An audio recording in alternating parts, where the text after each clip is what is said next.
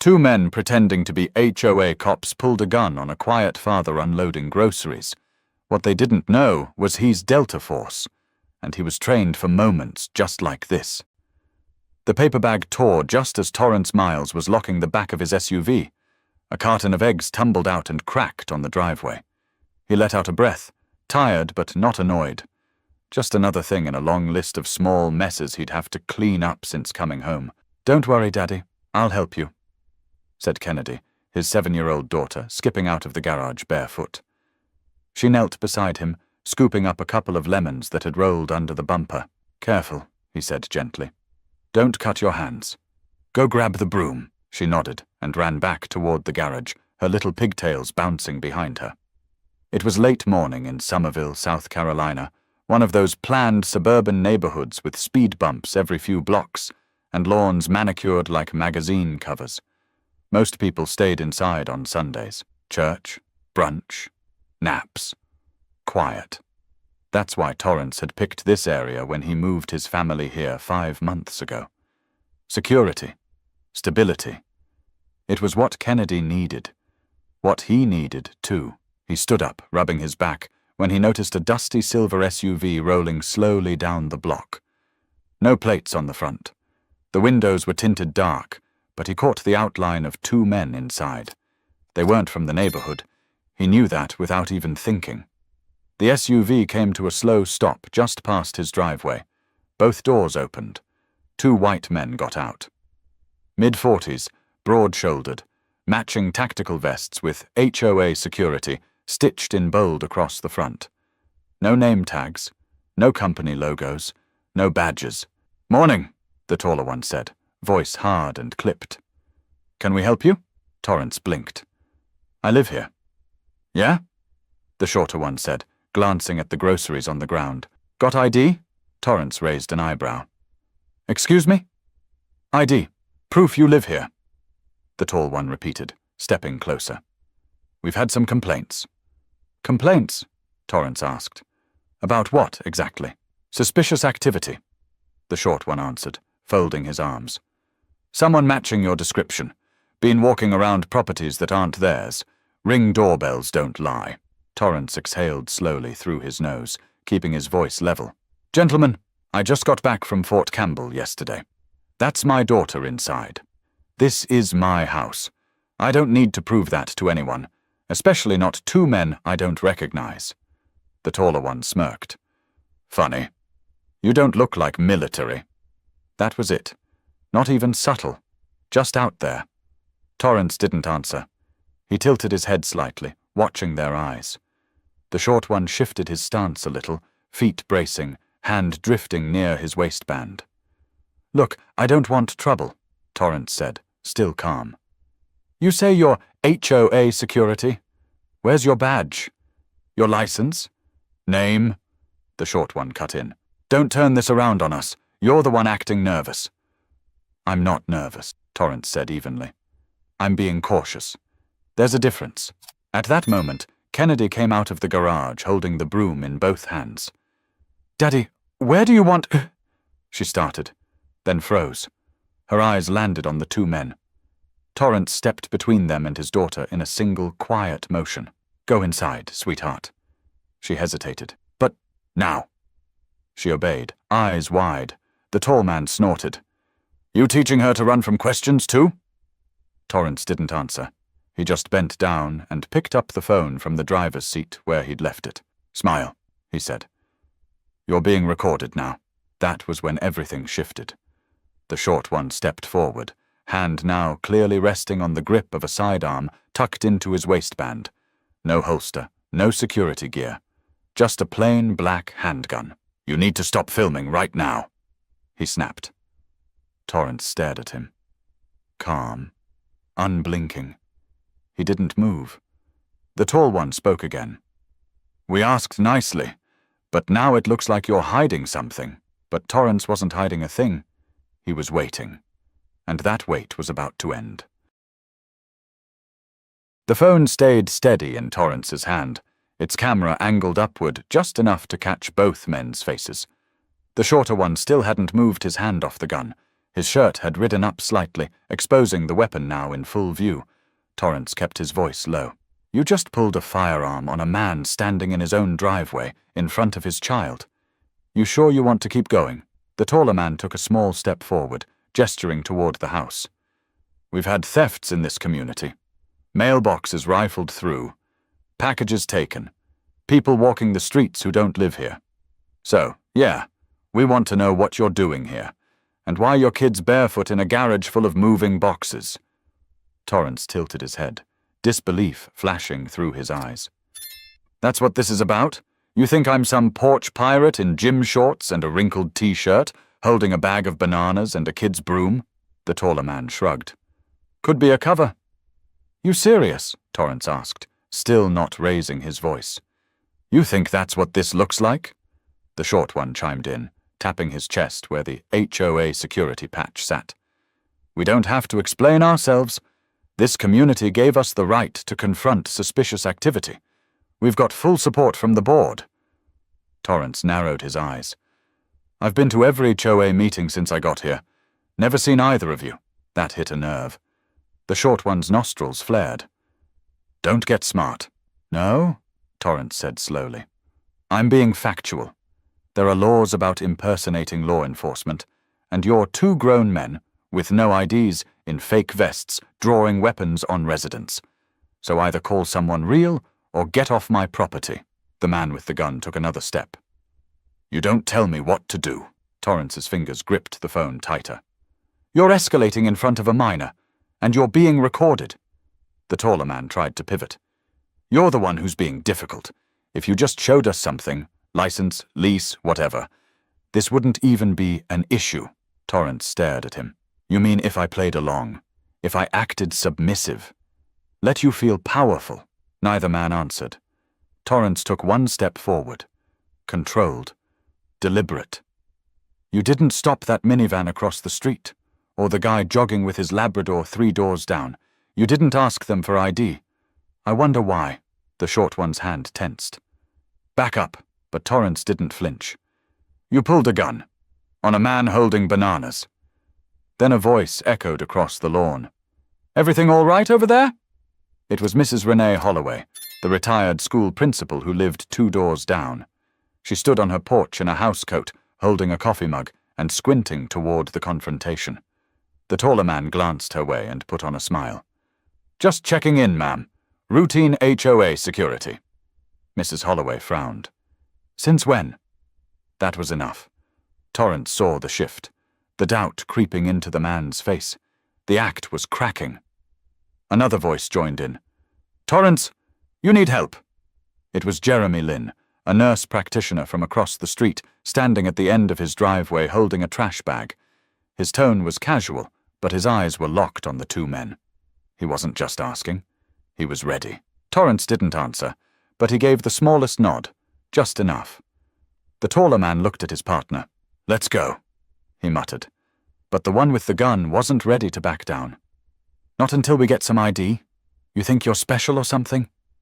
Torrance's voice hardened, quiet and firm. I think you're about to lose more than your temp job. Then from somewhere behind the row of houses, a siren began to wail, faint at first, then closer. Jeremy spoke again, louder this time. Already called the sheriff's department. They'll be here in 2 minutes. The taller man turned toward the SUV. Now, man, let's go. But the short one hesitated, staring at Torrance like he was still trying to figure out the puzzle. You don't act scared, he said. Torrance stepped forward again. That's because I'm not. But the look in Torrance's eyes didn't come from anger. It came from training, and they'd just pushed the wrong man too far. The SUV door slammed shut, but the shorter man didn't follow. He stood there, fingers twitching over the grip of his gun like he was trying to decide if he still had control or if he'd already lost it. Torrance never broke eye contact. The sirens were getting louder now, weaving through the subdivision's narrow streets.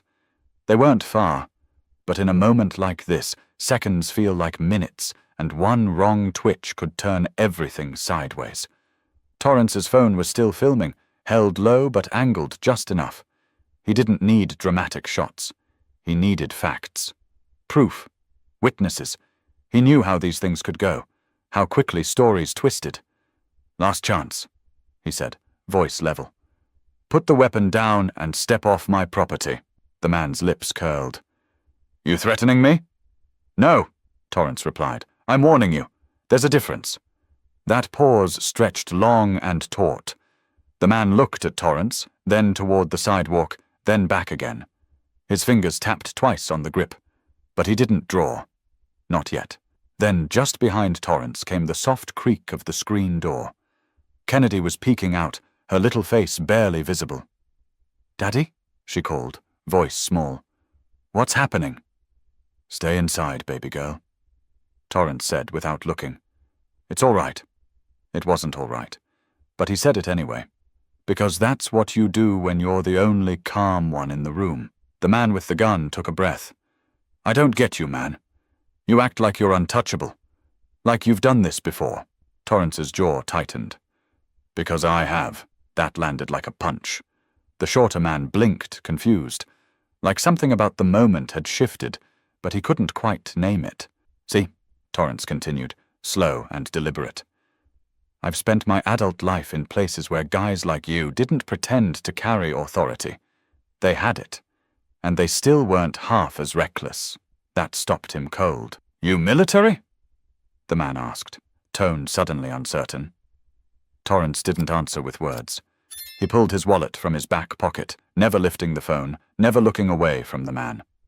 With one smooth motion, he flipped it open and held it at chest level, just enough to flash the ID without giving anything away on camera.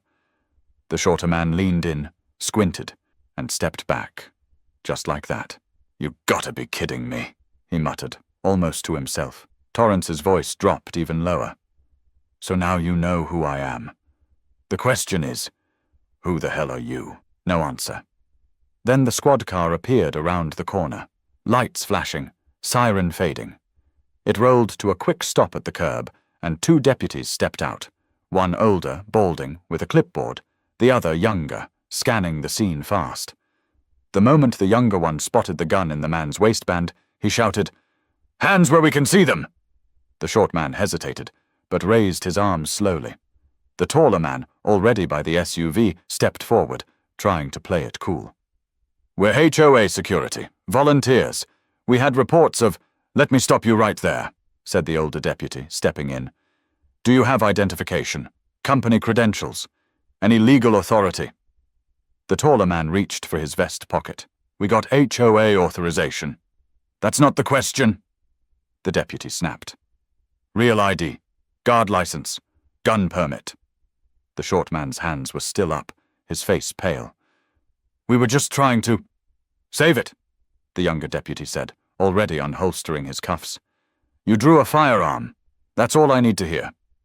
Kennedy was still watching from the porch, wide-eyed. "Stay with me, baby," Torrance called softly. The deputy looked at Torrance, then at his ID. The shift in his tone was immediate. "Mr. Miles," he said with a respectful nod. "You all right, sir?" "I am now," Torrance said.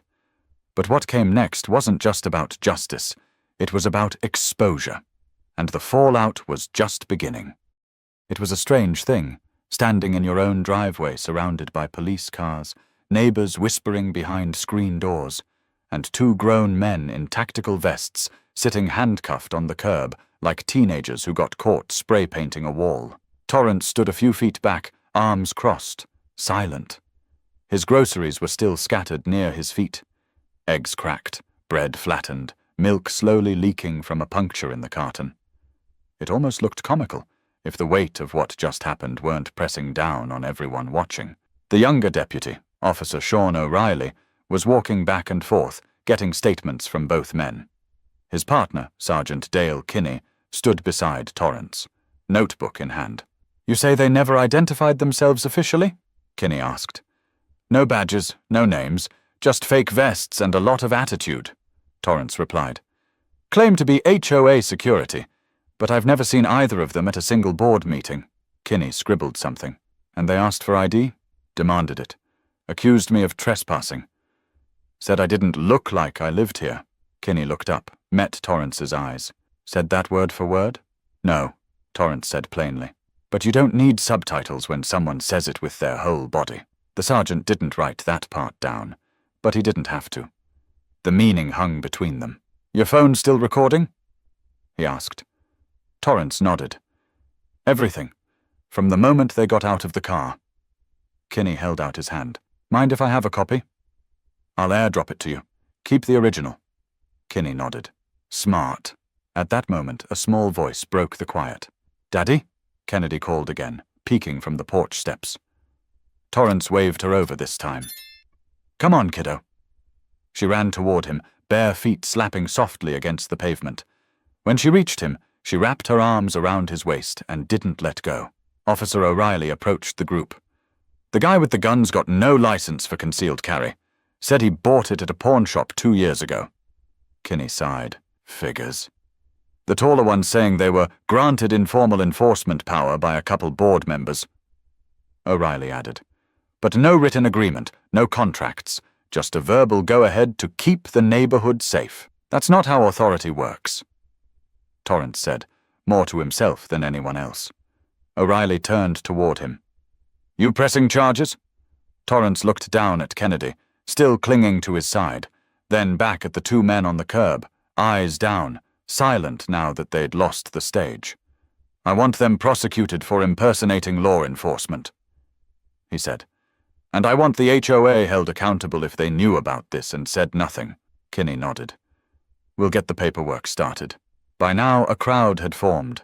Neighbors with bathrobes, coffee mugs, dogs on leashes pretending to take casual walks. Everyone had heard the sirens and come to see what happened. From the edge of the sidewalk, Jeremy Lin stepped forward. I got the whole thing on my Ring camera too, he said. And I'm happy to give a statement. Appreciated, O'Reilly replied. Appreciated, Torrance echoed, giving Jeremy a firm nod. A woman's voice piped up from the crowd. He shouldn't have had to go through that. Not here. And just like that, the whispers began. The story was already being told, neighbor to neighbor, front porch to front porch. Torrance could feel it moving, picking up momentum. Not just the shock of what happened, but the realization that it happened here, on their street, to someone they saw every week. Officer O'Reilly glanced back at the 2 detained men. We'll be contacting the HOA next. I have a feeling they're going to have a lot of explaining to do. Torrance sighed. They better. Because if this happened to me, it can happen to someone else. And next time, maybe the guy's not trained to stay calm. Maybe he reaches for something in his pocket. And maybe someone doesn't walk away. Kennedy tugged at his shirt. Can we go inside now? He smiled softly. Yeah, baby. Let's go wash the driveway off. But what should have ended with soap and silence was just beginning to ripple outward, and the next knock on his door wouldn't come from the police. It was 2 days later when the knock came. Torrance had just put Kennedy to bed after their usual evening routine. Story time, light off, night light on. He was in the kitchen, rinsing dishes, when the sound echoed through the house. Not loud, not urgent, but intentional. He wiped his hands on a towel, walked to the door, and checked the peephole. A man in a blazer stood on the front step, holding what looked like a leather folder under one arm. Mid-50s, salt and pepper hair, trim build. Standing alone. Torrance opened the door halfway. Can I help you? The man offered a quick nod. Mr. Miles? My name's Leon Beringer, Internal Affairs Division, Berkeley County Sheriff's Office. Mind if I have a few minutes? Torrance looked him over. Real ID badge, official folder, government-issue shoes. Not the type to knock without reason. He opened the door wider. Come in. Leon stepped inside, glancing briefly around the living room. His eyes didn't linger. He wasn't casing the place, just taking mental notes like someone used to reading people quickly. I appreciate your time, he said, sitting down on the edge of the couch. I reviewed the footage. Both yours and the neighbor's ring cam. And? Leon's brow tightened. It's worse than we thought. Torrance leaned against the counter, arms folded. How so? Those 2 men, Alan Reams and Curtis Yelverton, aren't just random volunteers. Turns out they've done this before. 3 different times in the past 6 months, in other neighborhoods nearby. Always the same setup. Fake HOA gear, vague stories about community protection targeting homeowners they didn't recognize. Always homeowners that look like me? Torrance asked flatly. Leon didn't dodge the question. In all 3 incidents, yes. All black. 2 of them ended with 911 calls. But no weapons were drawn. You're the first. Torrance blew out a slow breath through his nose. They ever face charges? Nope. People just wanted the problem to go away. Didn't want the noise. Didn't want the neighborhood name on the news. But now they're charged? Torrance asked. Leon nodded. Multiple counts. Impersonating law enforcement. Unlawful carry. Attempted intimidation. We're pushing it hard, especially now that the footage is public. Torrance's eyes narrowed slightly. Public? Leon hesitated. It leaked. The ring footage got passed around. Someone from the HOA sent it to a cousin, and it ended up on social media. Local station picked it up. And now, it's moving fast. Torrance sat down, suddenly aware of the weight behind his shoulders. What's the HOA saying? They're scrambling, Leon replied, claiming they never officially authorized anything. Some members knew, but nothing was documented. No vote, no record. Just a couple of board members giving nods behind closed doors. Torrance clenched his jaw. And now they're pretending they had no idea. Leon pulled a small folder from his briefcase and set it on the table. Inside were printed screenshots of HOA group texts. One message read, "Let Alan and Curtis handle it. They'll make sure the new guy isn't a problem." Is that from before the incident? Torrance asked. Leon nodded. 4 days before. Same number that sent it was registered to Sondra Pelham, the current HOA vice president. Torrance rubbed his forehead, quiet for a long beat. So they were targeting me. Looks that way. He stood and walked toward the living room window. The night outside was still. Porch lights on. A neighbor's flag rustling gently in the breeze. Nothing out of place. But it all looked different now. Leon stood up behind him. Mr. Miles, I know you've seen worse than this. Overseas. In uniform. But this is here. This is home. I know, Torrance said. That's what makes it worse. Leon nodded. We're preparing to make a public statement tomorrow. Sheriff's office is going to release the full report and recommend that the HOA leadership step down. Torrance turned toward him. They should. Leon walked toward the door, pausing just before he left. There's something else. What? You've got a lot of support building. People are talking. Your story hit a nerve. Local news wants an interview. So does a national podcast. They want to hear your side. Torrance didn't answer right away, but he knew the next chapter wasn't just about what happened in his driveway. It was about what people did with the truth now that they had it. The following morning, Torrance sat at the kitchen table, laptop open, a fresh cup of coffee going cold beside him. He wasn't reading the news. He was in the news. Headline after headline. Homeowner confronted by fake HOA cops. Turns out he's active duty special forces. Somerville man records. Terrifying encounter with armed imposters. Delta operator targeted in HOA power play. Footage goes viral. Each one told some version of the story, though most didn't get it right. They focused on the gotcha moment, the fact that Torrance was military, the twist where the men got cuffed. But almost none of them talked about Kennedy, or the way her voice cracked when she called for him from the porch, or the way she hadn't slept through the night since. Torrance closed the laptop. He wasn't looking for a spotlight. He didn't care about viral clips or retweets. What kept replaying in his head wasn't the video. It was the what-ifs. What if Kennedy had stepped outside just 10 seconds earlier? What if one of the men had panicked when he pulled his phone? What if the neighbors hadn't spoken up? The doorbell rang. He opened it to find Renee Holloway, the retired principal, holding a pie dish with a tin foil cover. She wore the same kind eyes as the morning of the incident, but this time they held more. "Made you a sweet potato pie," she said. "Figured you could use something that tastes like kindness." Torrance smiled faintly. "Thanks, Ms. Holloway." She hesitated, then added, "I'm sorry I didn't do more when it was happening. I saw it, and I froze." "You spoke up," he said. "That mattered." Renee nodded, visibly relieved. "We had an emergency board meeting last night. Big turnout. You shook this place up, Mr. Miles, in a good way. Did they say anything about stepping down?"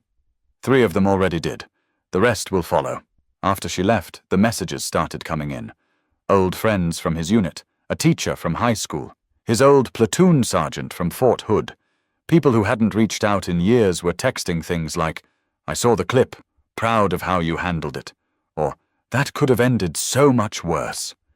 It felt strange, being praised for not reacting, for staying calm, for not using everything he'd been trained to do. Later that afternoon, a small press conference was held outside the sheriff's department.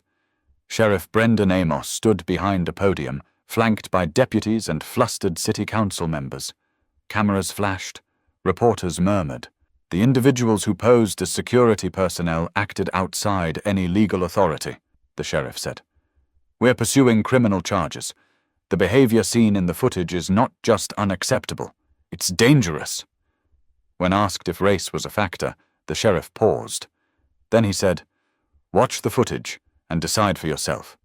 Sometimes what people don't say out loud says the most." That line got quoted everywhere. By nightfall, Torrance's name was trending locally, not because he wanted it to be, but because people couldn't stop talking about how calm he stayed, how close it had come to disaster, and how easily it could happen to anyone. Kennedy sat on the floor beside him, coloring. She'd drawn a house with a big tree and a stick figure version of her dad holding her hand. "Daddy," she said, looking up. "Those men aren't coming back, right?" "No," he said gently. "They're not." She nodded and kept coloring. Quiet again. That night, Torrance stood in the backyard, staring out into the dark, hands in his pockets. The sounds of the neighborhood were the same.